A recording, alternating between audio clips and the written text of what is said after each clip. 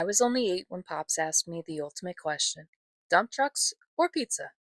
It sounds ridiculous now, like something out of a bad prophecy, but back then it felt like a pop quiz I hadn't studied for. Pops bent low, his eyes were brave. Dump trucks or pizza, choose your fave. At 8 years old, I heard a call. I chose the slice that crowned my fall. See, my father almost went into the trucking business, and me, I didn't even eat pizza. Not really. I was a Tennessee kid.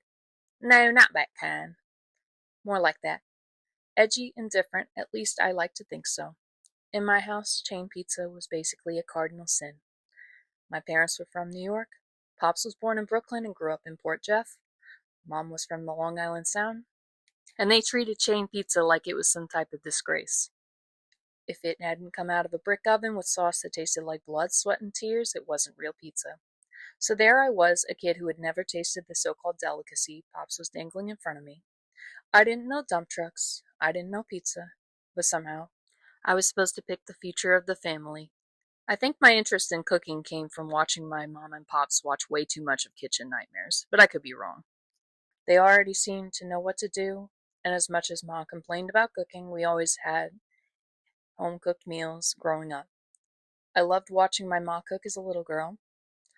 It always seemed like magic to turn simple ingredients into something, so I picked pizza. Finally, stupidly, perfectly. And just like that, fate rolled out the dough. Because if I had chosen dump trucks, the pizza princess would have never been born. And trust me, the ballads only get messier from here. And here's the kicker: Pops wasn't some boring 9 to 5 guy, no.